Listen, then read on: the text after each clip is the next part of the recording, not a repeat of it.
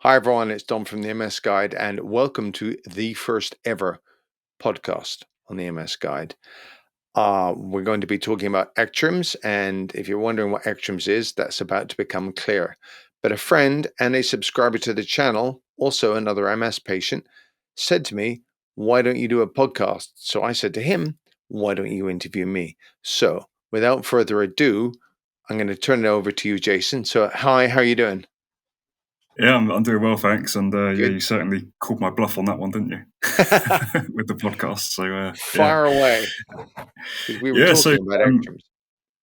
yeah, so ECTRIMS. I mean, it's I have an understanding of what ECTRIMS is. A meeting of meetings is what Gavin Giovannoni described it as in his latest blog post. But can you just give us an understanding of what ECTRIMS is and what goes Well, on there? ECTRIMS as a whole, as you know, anything seems to have acronyms associated with it. You know, ECTRIMS stands for the European Committee for the Treatment and Research in Multiple Sclerosis. And it will come as no surprise that ACTRIMS is the American committee, Yeah? So, but it's an overall, should we say, body. And then the event that we're talking to, and a lot of people use ECTRIMS as a shorthand, is there's an annual meeting, sort of in-person conference, essentially. And this year, it was held in Milan last week, 3 days last week. So what are we now? We're the 19th. So yeah, it was the week preceding the 19th. I'm terrible, and they called it MS Milan, but it's just all it is so many different streams. There's some really heavy duty science. The drug companies are all there trying to um, show that they care about everything and that they're at the forefront of research. And that's something we can talk about later. But anyway, that's it. It's just the industry body, should we say, for MS. Yeah, yeah, and it happens regionally around the world, doesn't it? So there's an America's one as well, I believe, and a Well, MENA one as well, ACTRIMS, right? and then there's also one for the Middle East, Men ACTRIMS, and but yeah, so they're all sort of spin-offs, shall we say, of the ACTRIMS, the brand, if you will. But it's what I think of as the industry body for MS. And an opportunity for you to see a different city every year.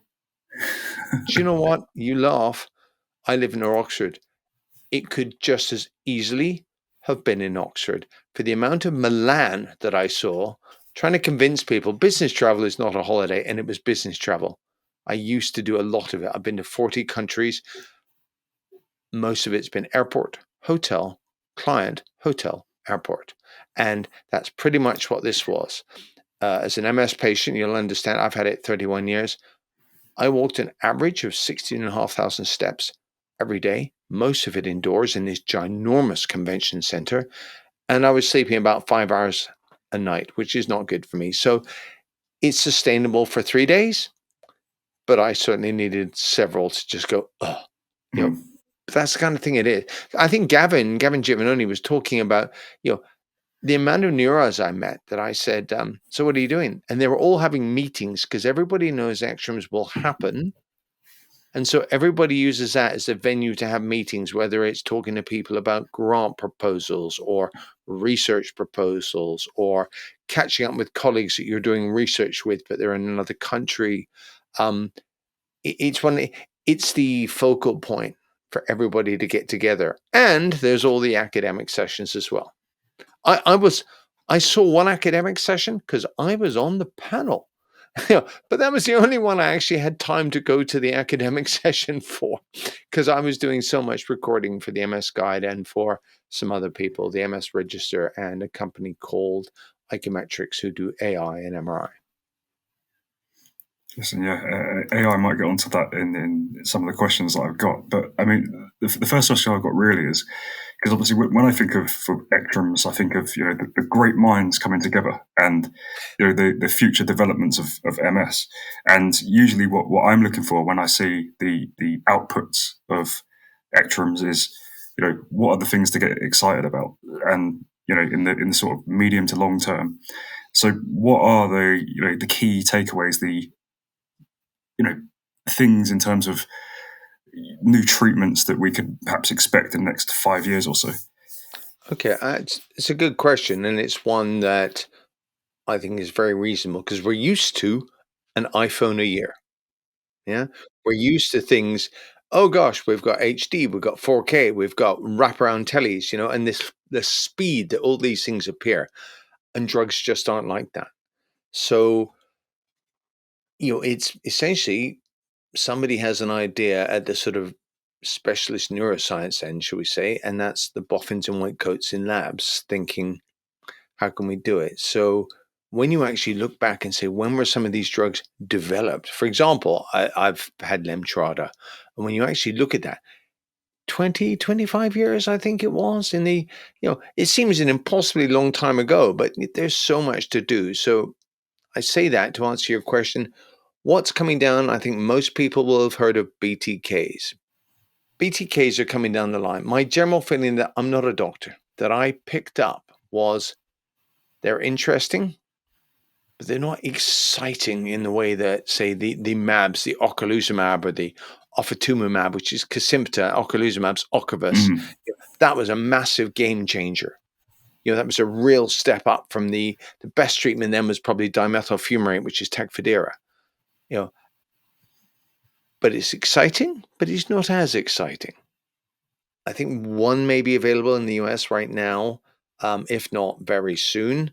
And but you can talk about drugs but they're 5 years away from being prescribable. And, I CAR T, and I don't know much about it, but it's something about CAR T cells, and it's just you hear about it and the drugs associated around it. and not to You go, see what I mean? yeah, yeah, yeah, and not to go too far down the BTK rabbit hole, but two questions. Will they be cheaper to produce than, let's say, Ocrevus or Kesimpta? And do you see them replacing Ocrevus and Kesimpta, in 3 to 4, 5 years, let's say? Let me take your second one first. No, not replacing, because oh my God, in the field of MS, the neurologists many of them seem to be the most resistant to change and the slowest changes. I mean, if I was to compare it to other things, the neurologists seem to be quite slow at times. I don't want to get down on all of them, but some of them, I interviewed one where I was taken aback at his total, utter lack of concern for what it was like to be a patient. We were just being viewed as academic. Oh, I like to wait 5 years to see what happens. And I said, what about the patient who has to Mm, suffer error? Well, but they weren't wired that way. It was extraordinary. But so will they replace? Absolutely not. I mean, I'm not a doctor. I'm not a nurse. I've just got skin in the game because I've had it 31 years. I worked in the pharma industry long ago. Um, and I've done a variety of commercial roles and stuff. So I can see it from both sides. mm, They are our ally in the sense that they are producing treatments which are going to help us, but they're not doing it because they're charities. It's a mm. VAT number, not a charity number. It's a they're doing it because it will make them money. So I just don't see that happening because there's really good money in things like ocrelizumab and stuff. If you look at the cost of a patient on ocrelizumab, once they're on, I think they're working about a 7-year average for that patient to be on it. So you've got this incredible revenue stream that you can count on for 7 years. Mm, If you're going back and talking to the markets, because they're the people that end up setting your share price and you're having the meetings, you can make pretty decent, accurate forward forecasts about your revenue from your drugs. And you never want to bump somebody off one of your drugs onto another one of your drugs because you said, do they cost a lot to make? That's a commercial confidence, and nobody's ever going to let on. They mm. certainly want to charge top dollar because it's new, and they want to uh, get people on. What they cost them to make. It's the R&D costs, Jason. And it's kind of like I think things like this are like light switches, computers. You just want to press a button and have it work, and you Mm, don't want to think about it working. We're using a computer right now, but we're not yeah. going to have a nerdy discussion about the RAM. Well, if you want to, but I'm not going to play.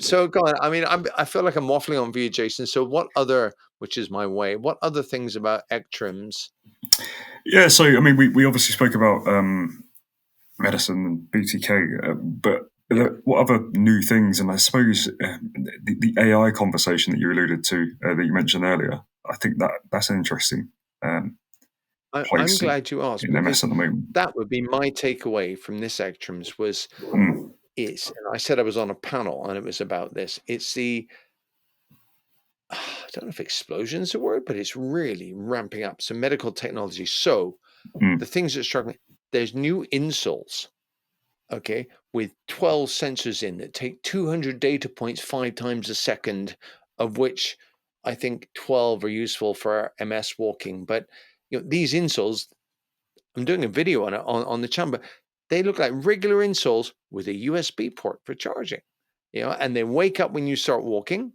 Um, they only need 15 minutes data, I think, max a day. So then they'll shut down. I mean, they look like insoles, so they're not going to be some uncomfortable, lumpy thing in your shoe. and what are they And doing with this data? but Are they, well, so this gets sent back. You have an app, so you can see to a certain extent, mhm, because um, with gait, when your gait may start deteriorating, which is a sign that your MS is causing problems before you notice it. mhm, Because this is so precise now, the ability to measure things. And when these are in use, the whole point, the doctor will have these things feed back that via Bluetooth, to your phone or whatever, and then the data goes to a server. Um, we're so used to things like social media and stuff now. I think anyone who uses social media sold their soul, their their personal data to the devil, because it's not free. We're the we're the yeah. products, not the customer. But this is where it actually helps you. And the doctor could flag up and go, "Hey, Jason, do you mind swinging by next week or 2 weeks time? Because I'd like to talk about some stuff." And they could be seeing some, let's say, I'm making this up. Your right leg seems to be, are you getting any foot drop or dragging, or because these things are picking up when you're not. And it's this ability with MS to suddenly start looking into what's going to happen to me, not what has happened to me. Because everything with MS is lagging. It's, you have an attack, you have an MRI, they see a lesion, that's all stuff in the past. Mhm. And if you look at AI and the use of AI in MRIs, it will never replace doctors. I heard a very funny story by there was it wasn't a neurologist professor saying you can suddenly see AI's weakness when he put a question to it, and he said, if 3 towels take 3 hours to dry on the line, how long do 9 towels take? And the answer is 3 hours. But people think, oh, hang on a second, 3 towels, 3 hours, that's 1 hour a towel. And the computer just thinks about it like that and goes, well, it's 9 hours. The computer doesn't say, how long's your line? How much space do you have to hang these things out? Assuming that you have a line long enough to accommodate 9 towels, it's going to take the same amount of time to dry 9 towels as it is to dry Mm, 3 towels. So that's the limit. But like I said, with the insoles, for example, the walking, when AI looks at an MRI, it can see differences in lesion change down to, I think, more than a millimeter, or less than, smaller than a millimeter. Now, a millimeter is very small, I think most people think. And if there's 4 or 5 lesions on your brain and the neuroradiologist has a pile of stuff and they're professional massively, but if their dog was run over yesterday, or they've had a massive argument with their other half or something, or they're sleep deprived or haven't had their coffee, I just think us humans, we're all fallible. The machine does not care about any of that. And if there's a 1 millimeter difference, it reports the fact that the lesion is changing, and it's useful information when they're considering your case in what's called an MDT in the UK, a multidisciplinary team. So any changes, or to put somebody on a drug or to change their drug, you get the neuropharmacist, you get the neuroradiologist, you get the MS nurses, you get the neurologists sitting down saying, so there's this guy, Jason, and he's on Kesimpta, and he said he wants to move on to Lemtrada, or we think he should move on to Lemtrada. And what do you say? And when it comes to presenting the visual evidence of the MRI, you've got, with the addition of AI, you've got this sort of, should we say, this really intensely, perfectly, well, no, I hate the word perfect, regular way of looking at it and measuring it. So small stuff isn't missed. Changes aren't missed. You can teach AI. And then the other side of things, Jason, I couldn't believe this. I said to a neuro the other day, I went, what do you think the first thing that goes through the mind of every diagnosed person is? And they were plucking at things with the air. I said, no, what the hell's going to happen to me? What does this mean? And the fact is, you can't say right now.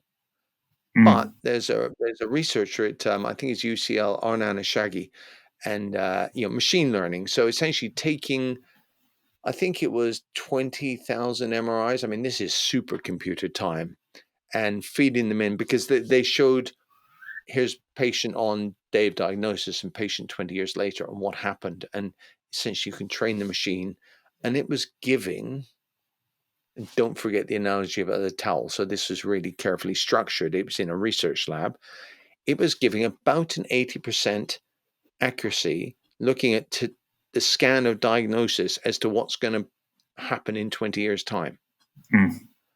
Yeah, I mean, it's just amazing to me. It's, So that, yeah, I mean, it's hugely valuable. So I think that the takeaway there is that AI will help from a prognosis point of view, and also tailoring treatment on that basis as well. Um, okay, and so you're right. Diagnosis right now, prognosis is coming. Yeah, so to Okay. be more accurate with the now is here. I'm actually I'm the patient representative on a trial with this at Barts in London, which is looking to see how much neuroradiologist time it saves. Mhm. Um, does it have any increase in the accuracy? So you've got to do a sort of placebo-controlled trial, e.g., half the patients who get MRI will just have it interpreted in the normal way, and the other half will have it interpreted in the normal way and the AI. Yeah, So then, and it's I mean, it's time saving as well. We all know with the NHS that time is at a premium, and resources and people. So once this is confirmed to be good, there'll be a certain amount of, okay, we can do this with everybody, because the hospital installs the software, and then everything can get run through it. You see what I mean? yeah. I think, I mean, you work in tech, don't you? I mean, you work in the tech industry. It's the yeah, changes, they're slower, but in medicine, I mean, to me, this is just the foresight, the prognosis will come.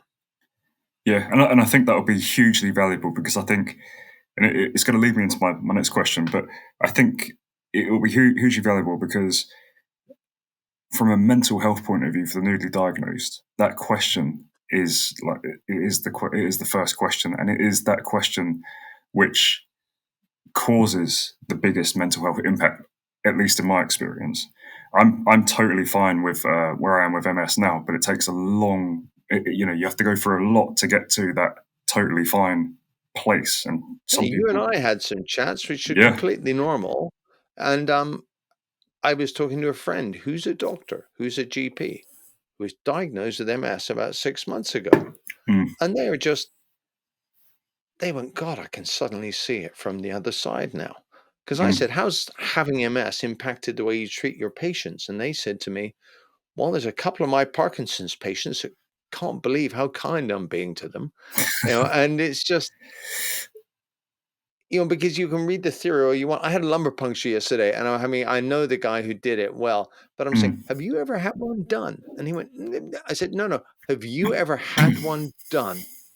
He was like, no. I said, if you want to be able to talk with authority to people, have one of your pals do a lumbar puncture on you, because there's just no other way to describe it.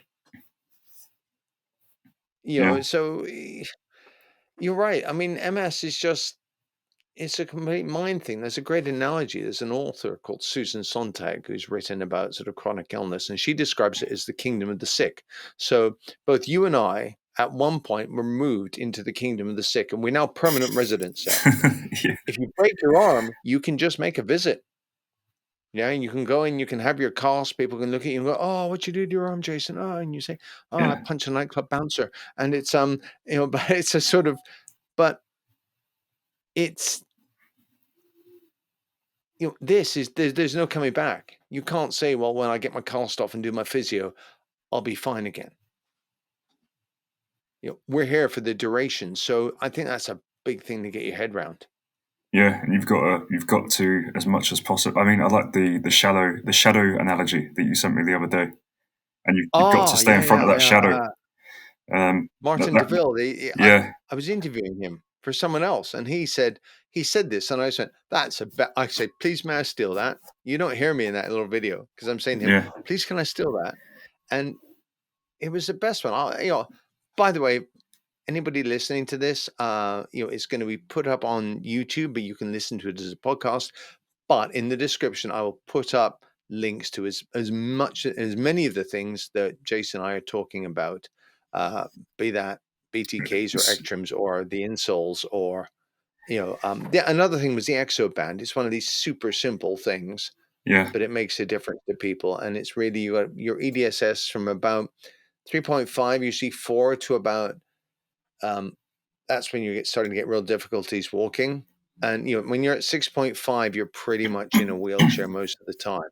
But mm, this device is developed by a biomechanics engineer, chatting away. Oh, when I was at Harvard, when I was doing this, okay, quite clever.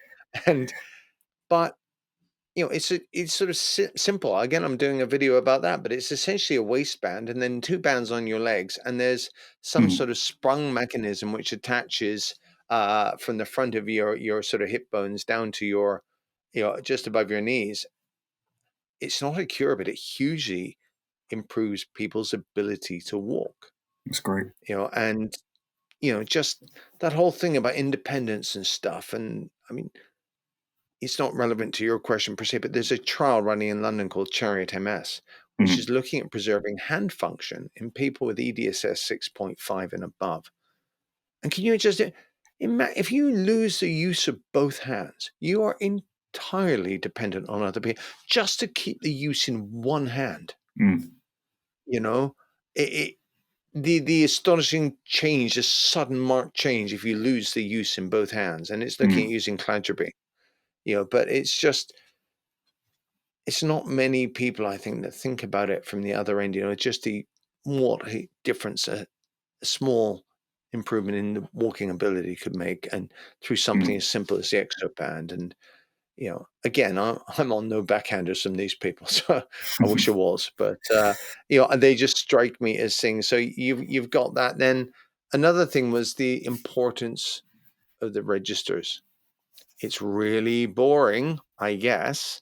Now, I'm a bit geeky. I like some of the data, but for people like you and me to log, to participate, in our case in the UK MS Register, to participate, to just fill it out. I think it's every 6 months.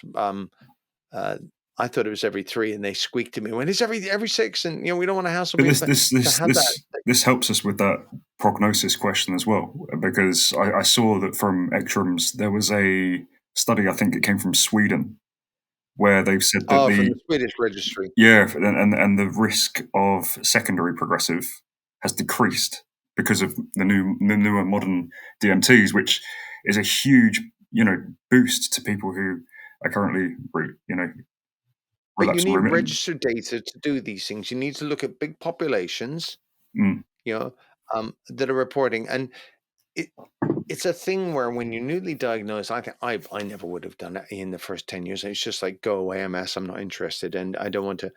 But it's altruism. You fill it out mm, because it helps in the general sense, and researchers come. But the one thing that the MS register in the UK, I don't know about the other ones, has come up with, which I think is very clever, is all that data that's collected, you can actually run a report to take to your appointments. yeah. Because I don't know about you, but I don't write down everything all the time. I, And I use it myself, and it's an interesting one for self reflection as well, because there's a questionnaire in there, and it asks, I can't remember the actual terminology of the question, but it's something like is that the HADS one, the hospital anxiety and depression scale? yeah, It suddenly goes, you're a little more anxious than you used to be. Like, really? yeah. There's a question like how good do you feel, or something like that, out of 100, Yep. Yep. and you look back on that, and it's like wow, I've progressed because I Mm. feel better now than what I did. I don't know, in March 22, for example. So it's good for that. And Yeah. I remember when I first got diagnosed, I got very obsessed with the data because that was my way of finding my prognosis. And But we want control, don't we? And mm, you can't control anything without knowledge. And so, yeah, it's a sort of thirst for knowledge, if you call it, without sounding too corny. You mm, just want to understand everything. Um, I mean, the MS Register, I think, is just nice because you can press the button. I saw somebody on Twitter. I call it Twixter now because I never know what to call it. But it's you know, saying, I've got to go to my neuro, and I said, "Well, print this out. It will make life easier, because they're like, what should I write down and stuff. And for an investment, a short investment of time, I think 20 minutes. You can do more, I think, but a minimum 6 months, every 6 months rather, to be mm, able to press the button and just take it into your neuro because you've got a time limited appointment to go here, and they can see some things as well. And they may also mm, see something in that data that you didn't realize the significance of. That's what, yeah. I always think my doctors are there to point out less than obvious things to me. Just back to the shadow analogy, I think it's really helpful for an MS patient to get to get their idea around that, staying in front of the shadow, because, like I say, I'm I'm careful when I frame things like this because I know there are people out there who have a lot worse MS symptoms and situation than myself. But since I was diagnosed, that's pretty much how I've lived, and it's staying in front of the shadow and that motivation. And in some ways, not to sound corny or cliche, there is an opportunity to live a better life post diagnosis than pre. Um, but It made me become more it sensitive as a human. I think I was quite yeah. a bull in a china shop. So, but you're right. But Martin, the doctor was saying, he said the aim is to keep it behind you. Mm. So I hear that as go towards the light.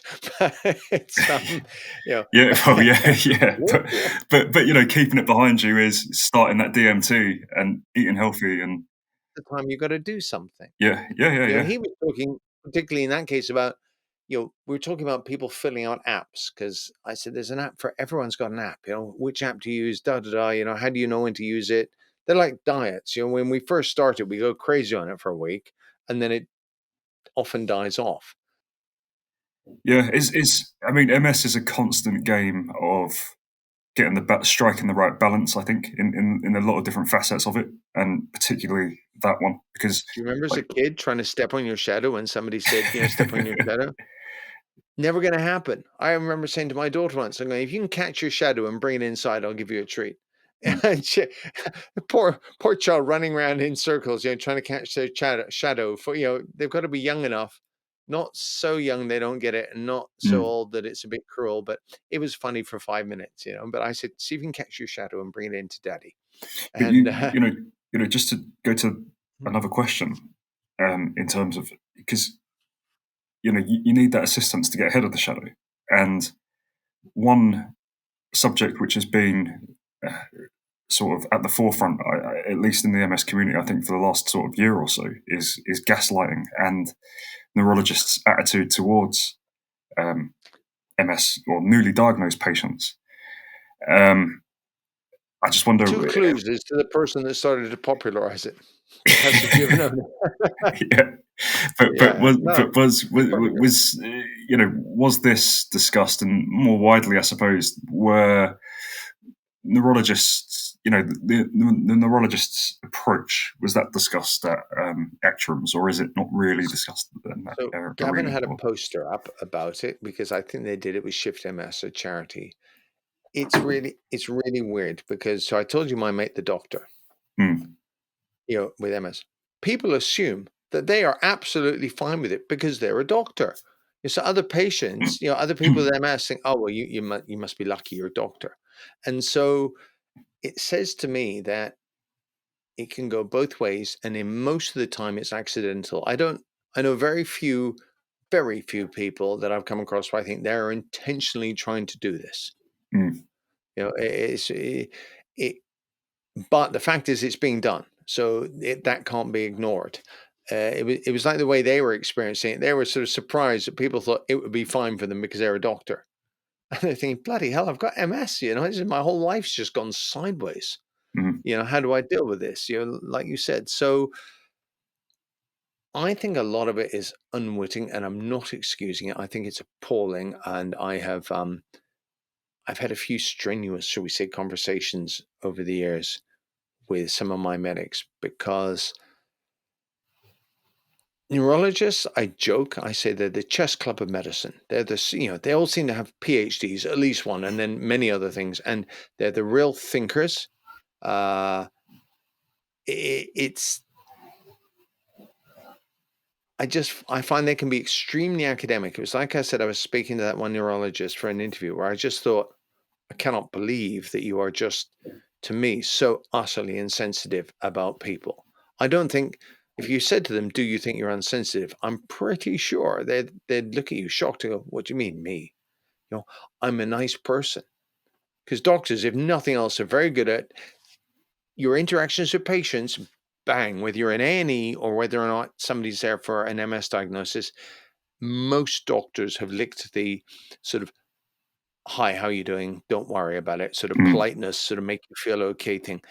And it's really easy to confuse that with competence. And just because they are good at that doesn't mean necessarily that they're good at being a doctor. I mean, we all know people that are really good at some things, and you know, Formula One drivers, some of them are at the back of the grid repeatedly, and some of them are always winning. It doesn't matter what. I think this assumption that somebody's gone to medical school and studied something different to you and me, and they've been very good at it. There's an element of being really good at passing exams, Mm. and there's an element of just retaining information.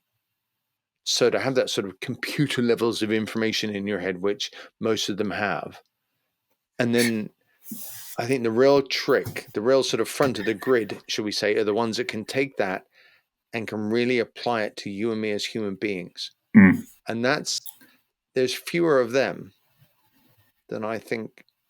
Everyone wants their doctor to be perfect. And this whole thing, doctors are held up there, this elevation, because they've got all these certificates and they've done all this study. And I think you should respect, because it's bloody hard work, but I don't think you should assume that that translates into being great at being a doctor.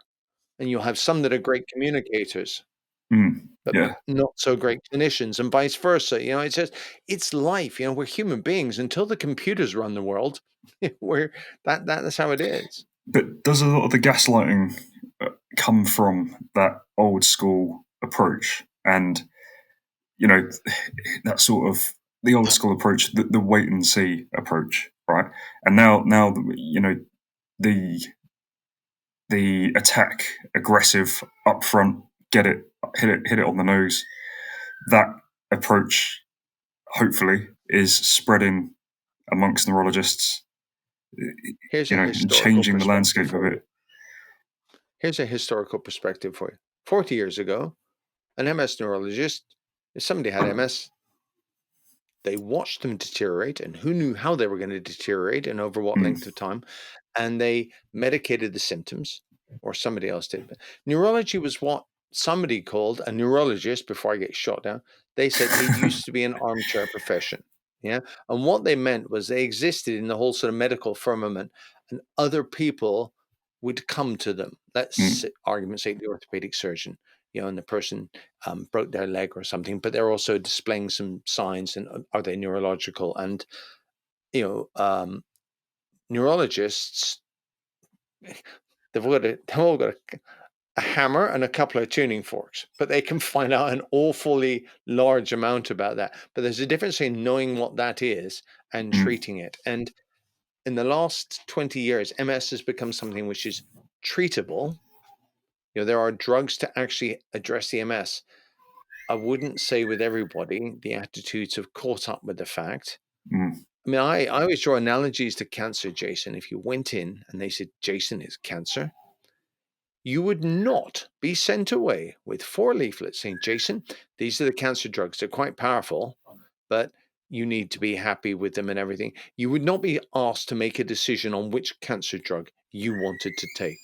And nobody would say, you know what, Jason, let's not scare you and let's not do this. And why don't we leave it 3 months and come back when you feel the tumors under your skin, Jason? I mean, it's Yeah, absurd. but in some ways, in that scenario, what you're describing there is better than what a lot of MS patients actually go through, because at first they're sort of What do you denied mean? that there's any, What's better?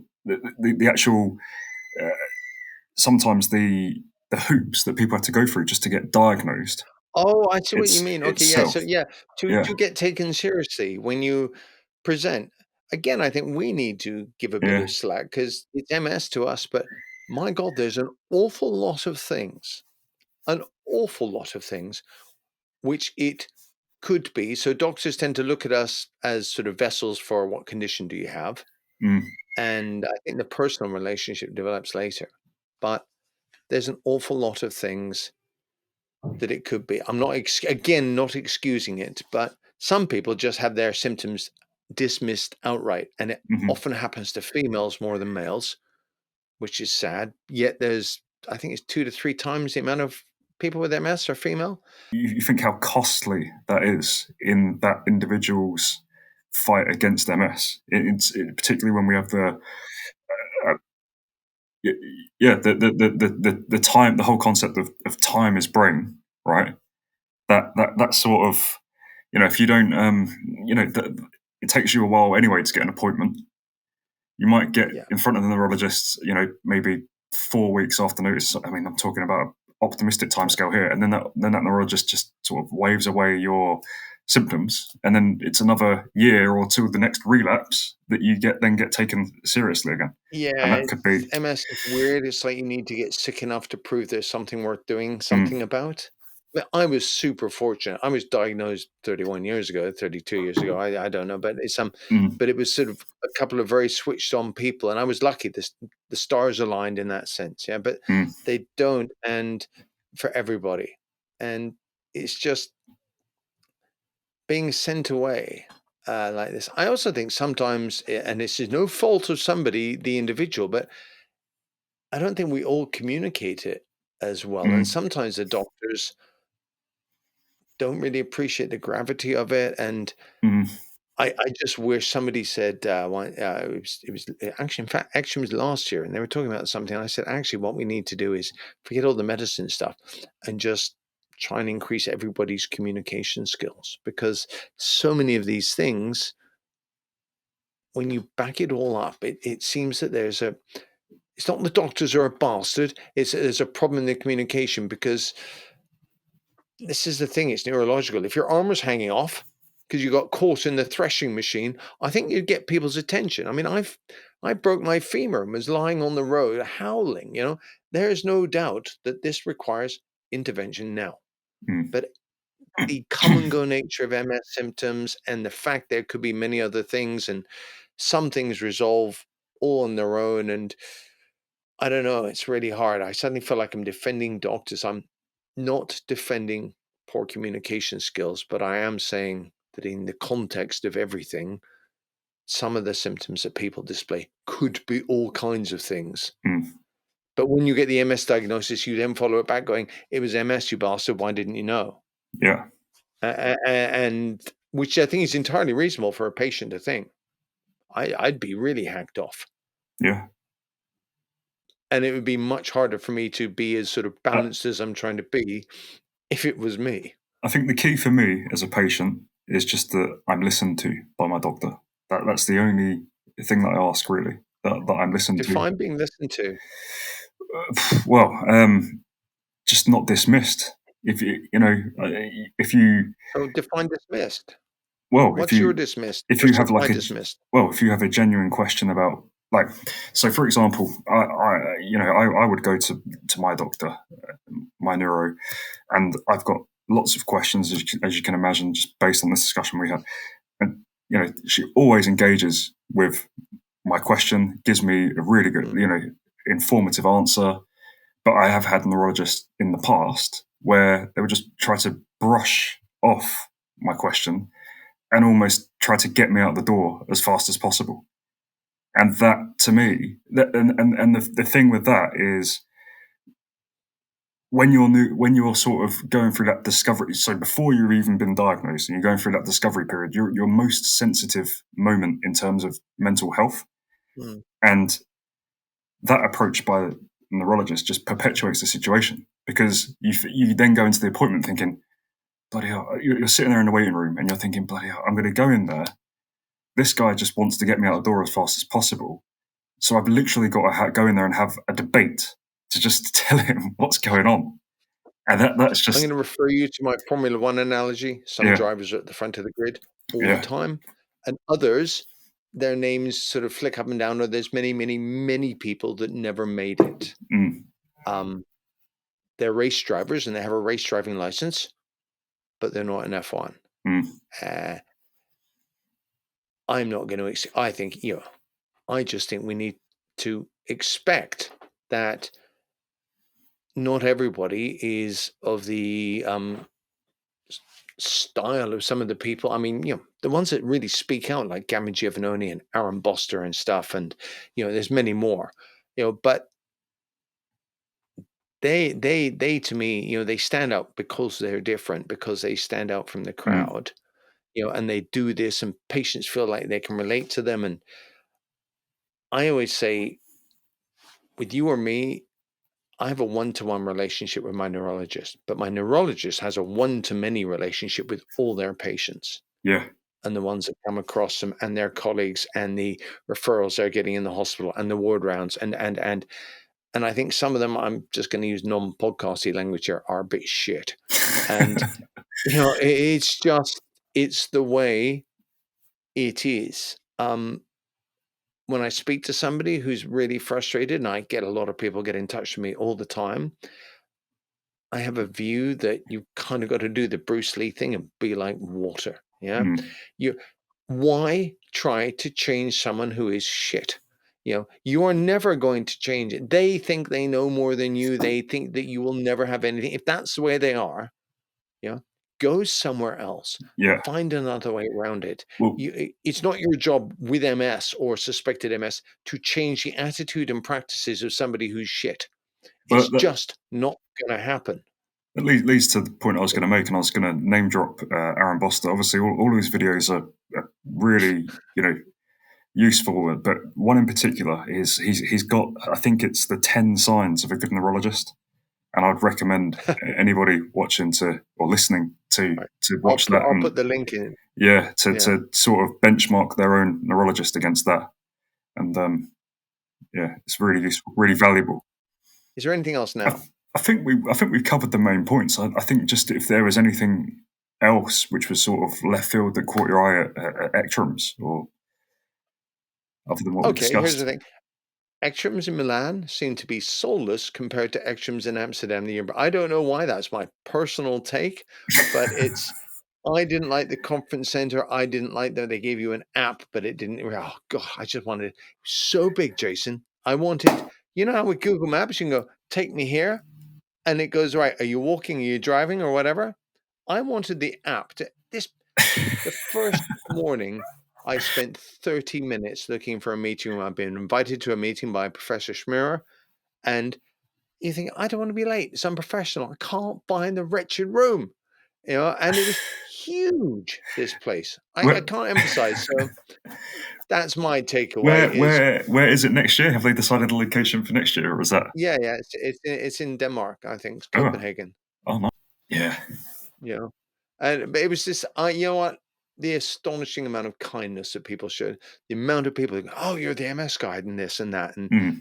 for me, because I started it 2.5 years ago at the behest of my friend, a man called Aaron Boster, who said, start a channel. And,